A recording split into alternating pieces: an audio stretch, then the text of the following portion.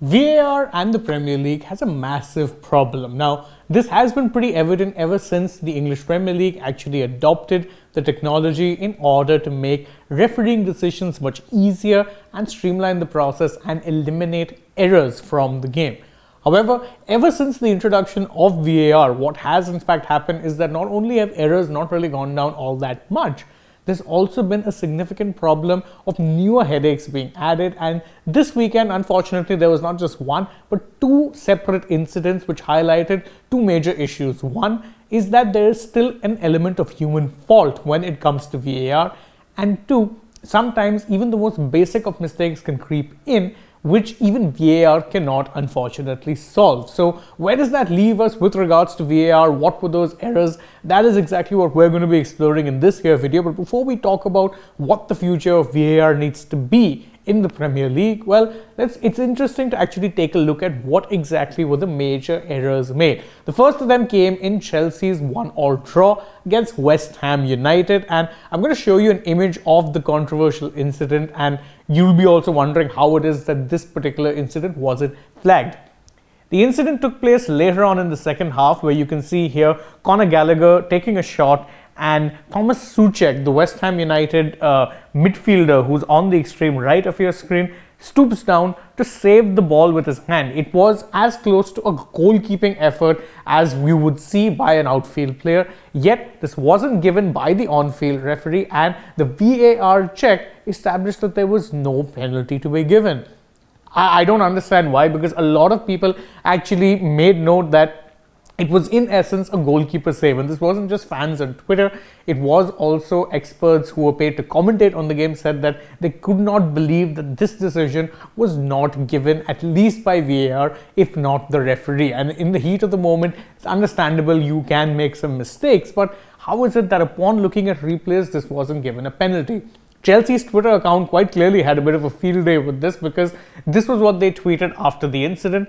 They said that Souček makes a great save from Conor Gallagher. Now, normally such terminology is used when you're talking about goalkeepers, so that's exactly what the dig was here. Chelsea's account didn't stop here either. Later on, when the FIFA account actually announced the nominees for the best goalkeeper of the year, they said that Thomas Souček should be given the award. So again, quite clearly some hurt feelings there, but given the severity of the decision, you can understand why.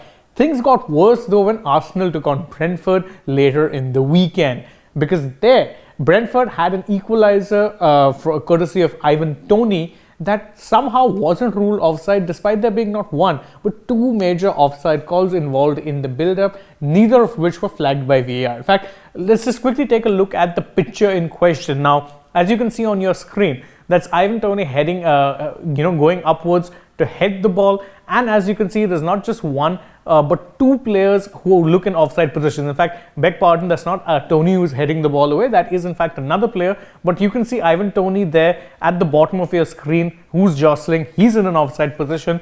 There's a player ahead or there in case as well on the middle of your screen who's also in an offside position. So there's not one but two players who are in fact in offside positions, and unbelievably this wasn't flagged either. And in fact, the reason why it wasn't flagged will make you laugh, because VAR later clarified that there was in fact an error made, but due to the referee in behind the screen not drawing the lines, they didn't end up giving it offside. You heard that right. The most clerical of errors, which normally you'd know that when a VAR check is done, there are lines drawn which are used to check where exactly the player is. When the lines were drawn, well, they weren't drawn in this case, so it was a major problem. And in fact, after the match, Arsenal manager Mikel Arteta could not hide his frustration in the fact that even though it was a clear offside, in essence, they had been denied 2 points. This is what he had said after the game. He said, yes, I just look back at it being the incident in question, and it is offside. I don't know, he said when he was asked which action was offside here, but he did say that it's too late, the goal was allowed, and we dropped 2 points. This part being the key here, they've dropped 2 points, despite the fact that on merit Arsenal's performance actually deserved all 3 points. They ended up conceding a goal that was quite clearly offside, and due to that dropped 2 points. And later in the weekend, Manchester City, who are of course Arsenal's current title rivals, ended up beating Aston Villa 3-1. So what that did was it cut down the lead for Arsenal. They could have actually been going into this particular weekend as well with that all-important 5-point lead. But as things stand, they only have a 3-point lead, and their next Premier League match just happens to be against Manchester City. So you can understand why exactly it was that Arteta and co were frustrated. But this isn't the first time that this has happened, and it's actually leading to a lot of introspection as to what exactly should be done. I mean, lest we forget, despite the fact that VAR has in fact been brought in to eliminate the elements of human error, they're still very much rampant in the way that the decisions are taken.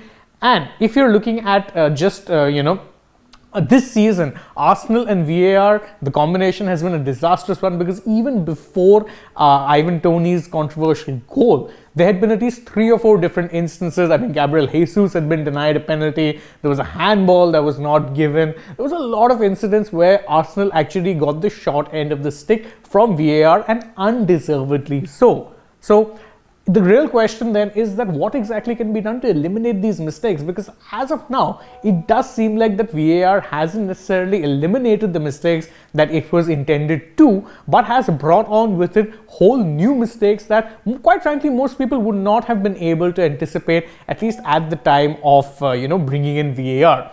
It is worth noting that despite the fact that VAR is technology driven, the people who are driving the decisions, taking the decisions, are humans. So there is always going to be a scope for human error to creep in here or there. But the simple fact of the matter is that these two decisions show that maybe, just maybe, the problem doesn't lie with VAR. The problem lies with competent and consistent refereeing in and around the Premier League, and really in the English football pyramid. VAR was brought in to make the lives of referees easier, but all it's done is add to the complications that already exist, because quite frankly, VAR has not just slowed down the game, it also hasn't eliminated the errors that it was brought into. That is the major problem that the Premier League faces with VAR. How it is that they address these going forward and ensure that the number of mistakes made is minimized, that is really their prerogative. And as a fan, you'd hope that they sort that issue out sooner rather than later. Thank you all for joining us on this particular video. If you enjoy our work over here at Sports Today, please don't forget, like the video, share it with your friends, subscribe to the channel, tap the bell icon so you know when we're going live or uploading a new video. Leave us a comment. Do you think VAR needs to be reworked? How do you think it can be reworked? Don't also forget to follow us across platforms. We're on Twitter, Instagram, and Facebook. And last but not least, also check out the AajTak app and website in both English and Hindi. Get all the news from the world of sport at the tip of your fingers with that app. So what are you waiting for? Download it now. And if you're on the channel, check out a few more videos we've done through the day. For now though, thank you and goodbye.